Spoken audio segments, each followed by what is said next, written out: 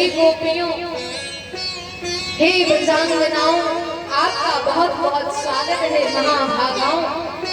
इतने में मुस्कुराते हुए कन्हैया ने कहा, आप आई हैं तो आपका स्वागत है, लेकिन एक बात आपको बतानी पड़ेगी, सच सच बतानी पड़ेगी, आप सब आई क्यों हैं? अब बताइए सारी गोपियां क्या उत्तर देती।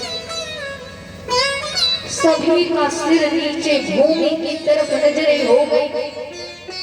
मन में सोच रही है, पहले तो कन्हैया ने हमें बुलाया, मुरली में हमारा नाम लियो, और जब हम इसको सुन करके दौड़ी दौड़ी चली आ गई, अब ये पूछ रहे आई क्यों?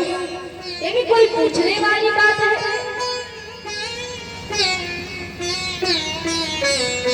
एक गोपी ने कन्हैया को ऐसे देखा कि ये भी कोई पूछने वाली बात है। कन्हैया ने कहा, अब हम समझ गए आई क्यों है। आपने जंगल नहीं देखा है ना, शायद जंगल देखने आई। ये देखो, रजनीशा घोर रूपा घोर शक्रा निशीलिता, कितनी सुंदर रात रजनी है, चंद्रमा प्रकाशित कर रहा है, घनघोर रात्रि है, कितना सुंदर दृश्य है। आपने देख लिया, अब जाओ, लेकिन क्योंकि देवियों इस जंगल में बड़े बड़े हिंसक पशु भी रहते हैं। जितना ये सुंदर जंगल लग रहा है ना, उतने ही बड़े बड़े हिंसक पशु यहाँ पर वास करते हैं, रीछ, चीता, भालू से। इसलिए आप लोग अपने अपने घर पधारो। सुखदेव जी महाराज से परीक्षित यहाँ पर प्रश्न करते हैं कि प्रभु, जब भगवान ने गोपियों को मुरली में उनका नाम लेकर स्वर लेकर बुलाया, जब गोपियां आ गई तो भगवान उनको वापस जाने के लिए क्यों कहते हैं? ये क्यों कहते हैं? सुखदेव जी बोले, प्रभु की माया तो नहीं समझ पाएगी परीक्षित। भगवान पहले जीव को अपनी तरफ आकर्षित करते हैं। जीव जब आकर्षित हो जाता है तब भगवान उसकी परीक्षा लेते हैं, और परीक्षा भी ऐसी वैसी नहीं, खूब कठिन परीक्षा लेते हैं। जिस कक्षा का वह भक्त है उस कक्षा की परीक्षा लेते हैं, और जब परीक्षा में व्यक्ति फेल हो जाता है भगवान से मिलते नहीं है, और जब पास होता है भगवान उसके साथ क्रीड़ा करते हैं। हे परीक्षित, भगवान की परीक्षा और भगवान के प्रश्नों का उत्तर देना, भगवान की परीक्षा में सफल होना किसी के बस की बात नहीं है। परीक्षा में वही सफल होता है, प्रभु के प्रश्नों का उत्तर वही दे सकता है जिस पर प्रभु की विशेष कृपा होती है। भगवान ने गोपियों को कहा कि तुम अपने घर बार बच्चों को छोड़कर आए हो, अपने पति को छोड़कर आए हो, जाओ लौट जाओ। अरे, पति की सेवा करना पत्नी का परम धर्म होता है, जाओ लौट जाओ। सारी गोपियां सिर को नीचे किए हुए भूमि पर नजर गड़ाए कन्हैया की बातों को सुन रही। कन्हैया ने कहा, एक उपदेश देता हूँ, पतिव्रत धर्म का क्या महत्व होता है, उसे श्रवण करो।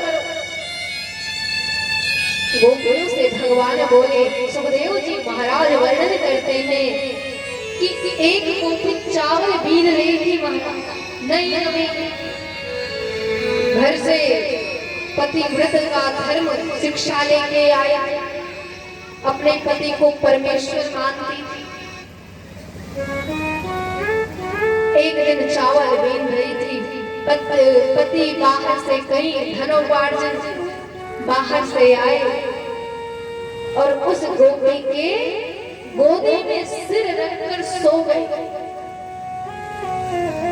उस गोपी का एक 15 महीने का बालक था, वह बालक खेल रहा था, इतने में द्वार पर था अग्निकुंड। अग्निकुंड के पास खेलने लगा। गोपी उस दृश्य को देख रही थी और मन में सोची, मेरा बालक क्या जाने अग्निकुंड क्या होता है, इसकी बुद्धि नहीं है, क्या करूं? अच्छा, लेकिन मैं पति अभी आकर सोए हैं, तुरंत जगाऊंगी तो मेरा पतिव्रत धर्म नष्ट होगा। और आजकल की माताएं क्या करती हैं, बाहर कोई भी बुलाने आए, अरे सुनते हैं वो महाराज जी आए हैं, सुनते हैं, एक काम कर लीजिए, सोने नहीं देंगे। लेकिन वह गोपी सोचे, अभी तो आए सोए और अभी उठा दूंगी तो मेरा पतिव्रत धर्म नष्ट हो जाएगा, मेरा बालक क्या जाने अग्निकुंड को क्या करूं। सुखदेव जी महाराज कहते हैं, परीक्षित इतना वह विचार ही नहीं थी कि अग्निकुंड में वह बालक लुढ़क गया, गिर गया। इस दृश्य को गोपी ने देखा, उसने अपनी आंखों को बंद कर लिया, उसके नेत्रों से अश्रु प्रवाह हो चले। गोपी ने कहा, मेरा बालक जल जल के भस्म भले ही हो जाए, लेकिन मैं अपने पतिव्रत धर्म को नहीं छोड़ सकती, नहीं त्याग कर सकती। एक घंटे बाद जब पति की निद्रा खुली, तुरंत वह गोपी दौड़ी दौड़ी गई अग्निकुंड के पास और अग्निकुंड में जैसे ही झांक कर देखा तो देखती है कि उसका 15 महीने का बालक खिलखिलाकर हंस रहा है, क्रीड़ा कर रहा है, महाराज खेल रहा है अग्निकुंड में।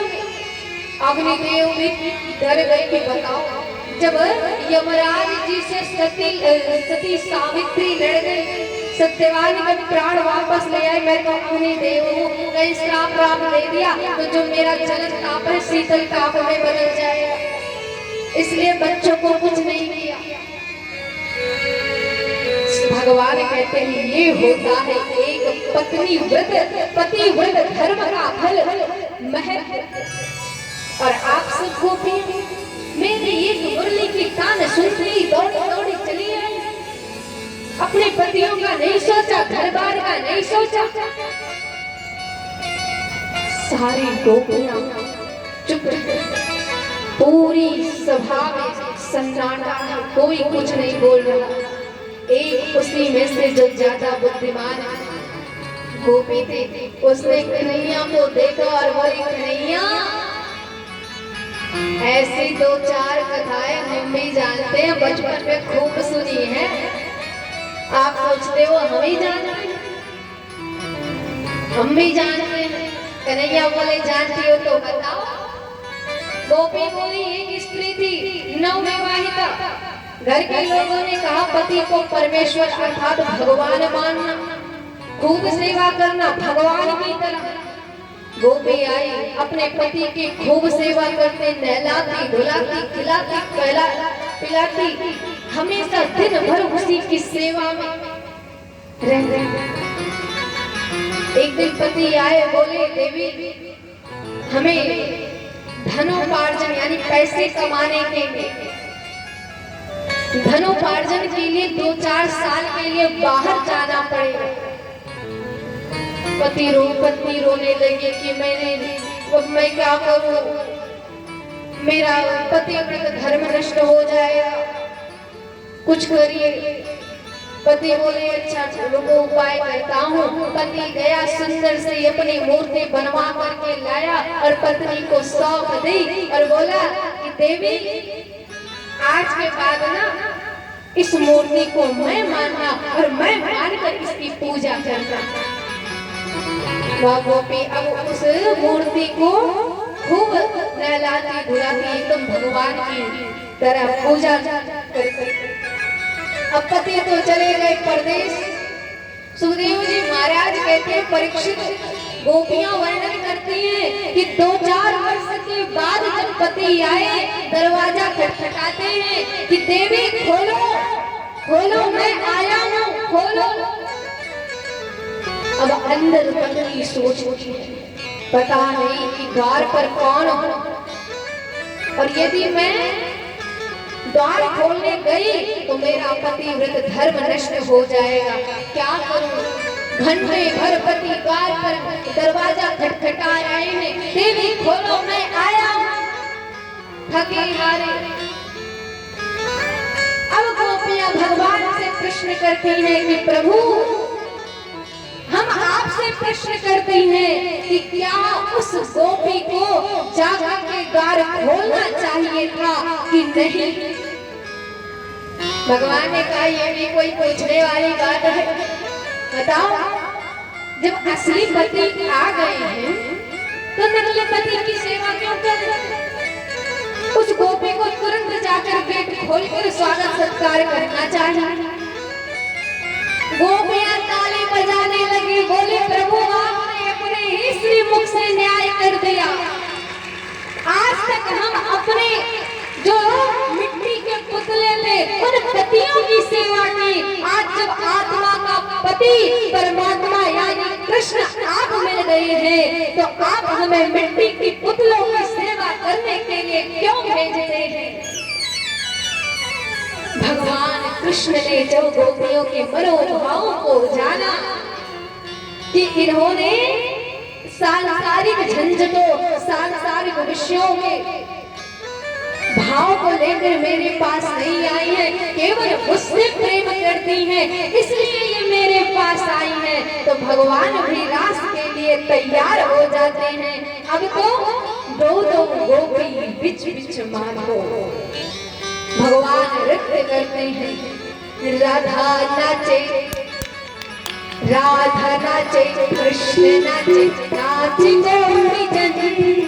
राधा नाचे, कृष्ण नाचे, नाचे गोपी जन। मन मेरो बन गयो सखी रे पावन वृंदावन।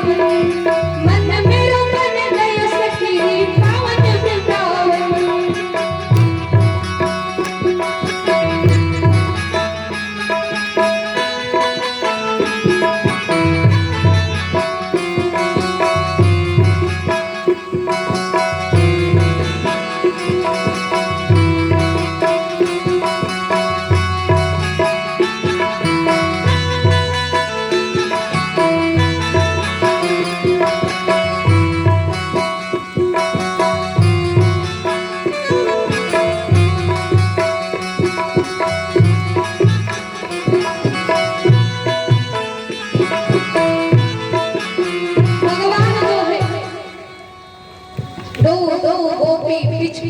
भगवान नृत्य करने लग गए, और जब नृत्य करने लग गए तो गोपियों के हृदय में अभिमान हो गया, और राधा रानी के हृदय में मान हो गया। लगता है कोई वीआईपी आया है महाराज, भगवान से कथा से भी ज्यादा वीआईपी हो गए कोई। आप सभी कथाओं में ध्यान दीजिए, प्रभु के भक्त आते जाते रहते हैं, भक्तों की देखेंगे तो भगवान को विस्मृत मत करिए, वह भक्त भी भगवान से ही मिलने आया है। प्रेम से बोलिए ठाकुर जी महाराज की जय हो। तो सुखदेव जी महाराज कहते हैं परीक्षित, गोपियों के हृदय में अभिमान हो गया और राधा रानी के हृदय में मान हो गया। अभिमान होता है वो शारीरिक होता है, शारीरिक। अब गोपियों को अभिमान ये हो गया कि हम बहुत सुंदर हैं,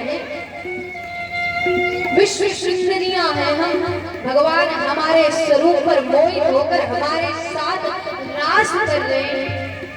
और राधा रानी के हृदय में मान हो गया।